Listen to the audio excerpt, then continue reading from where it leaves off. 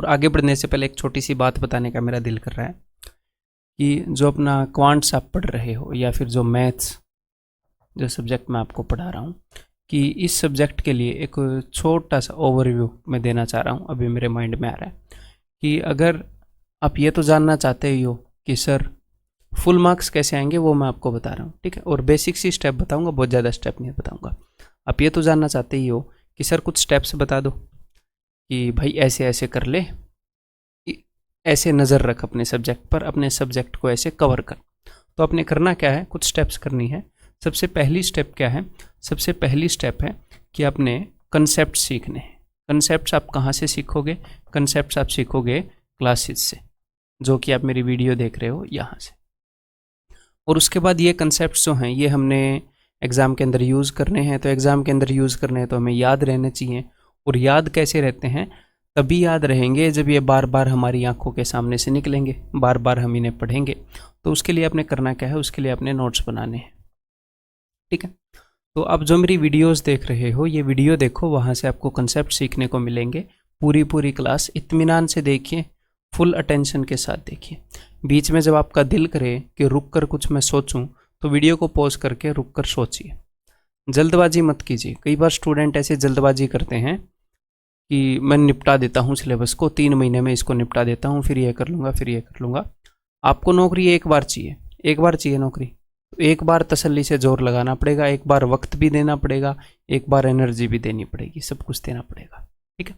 तो जल्दबाजी मत कीजिए, इत्मीनान से क्लासेस को देखिए, साथ में आप नोट्स बनाइए और स्ट्रक्चर्ड नोट्स बनाइए।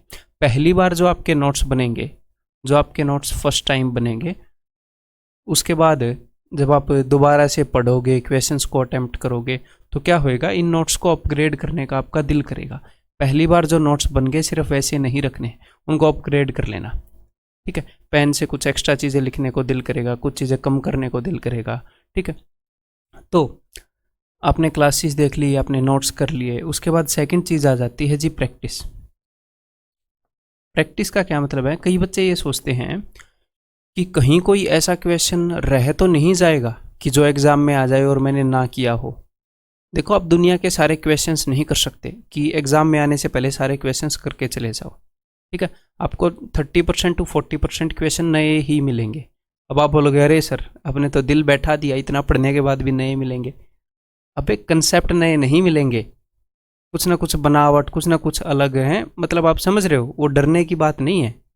आपको हो सकता है लगेंगे नए, कंसेप्ट वही होंगे, कंसेप्ट एक भी नया नहीं होएगा, ठीक है। अपने दिल के अंदर इतनी तसल्ली रखो। तो क्या होएगा, प्रैक्टिस का मतलब क्या है, प्रैक्टिस का मतलब होता है कि सेम चीज़ को बार बार करो मैथ्स के अंदर।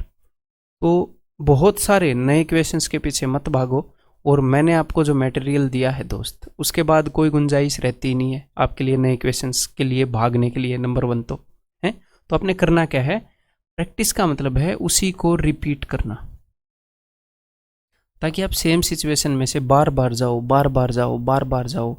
जब भी आप सेम सिचुएशन में से बार बार जाओगे तो हर एक बार कुछ ना कुछ नया सीखने को मिलेगा।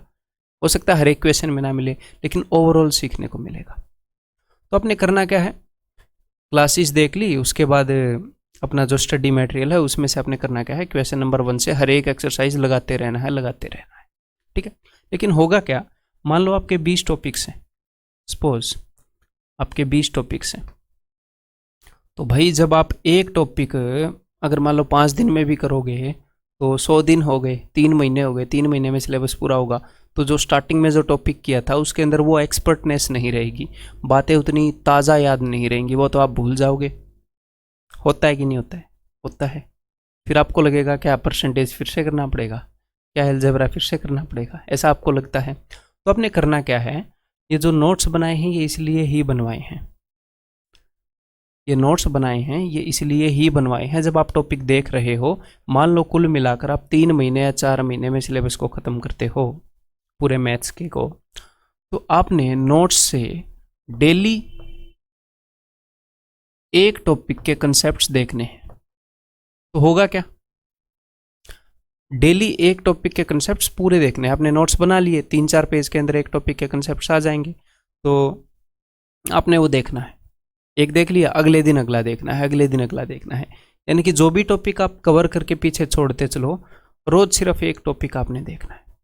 स्टार्टिंग में आप ये कर सकते हो कि आपने एक टॉपिक कवर कर लिया, तो उसके बाद अगले टॉपिक पर चले गए। ये आपका टॉपिक 1 है, ये टॉपिक 2 है, ये टॉपिक 3 है, ये टॉपिक 4 है। जब आपने 1 कवर कर लिया और 2 के ऊपर आप चल रहे हो तो 1 को रिवाइज कर लिया। 2 के ऊपर 5 दिन चलो तो टॉपिक नंबर 1 को 5 दिन रिवाइज करते रहो, क्योंकि आपके पास कुछ और तो है नहीं रिवाइज करने के लिए।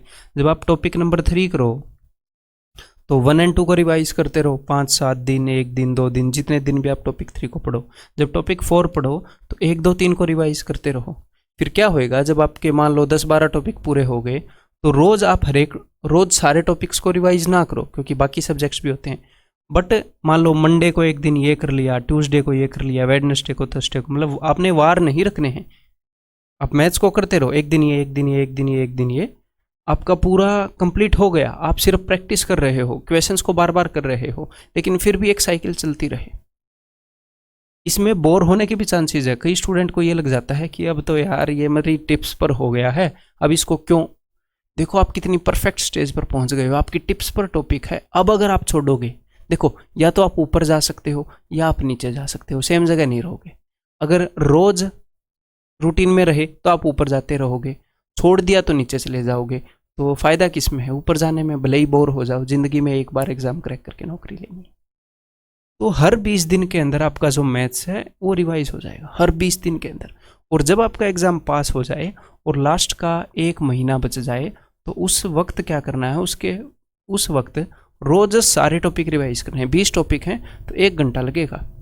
20 के 20 के कंसेप्ट आपने रिवाइज करने हैं। जब लास्ट का 1 महीना बच जाए तब तो आपने सारे कंसेप्ट लिख देने हैं रफ पेज के ऊपर, टक टक टक टक टक टक टक टक टक, 1 घंटा, 1.25 घंटा।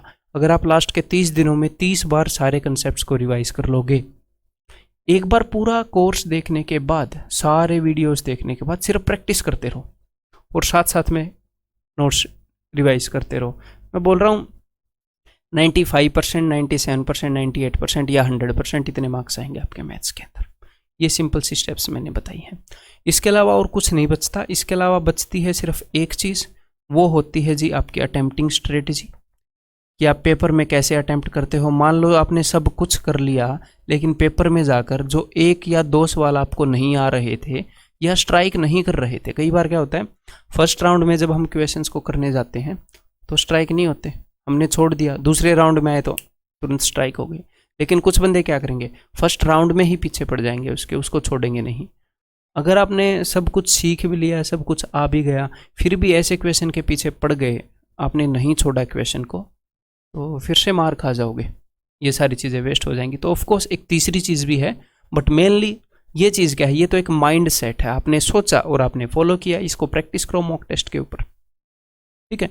ये चीज़ है जो मतलब काफ़ी लंबे टाइम तक हमें करनी पड़ती है, ठीक है।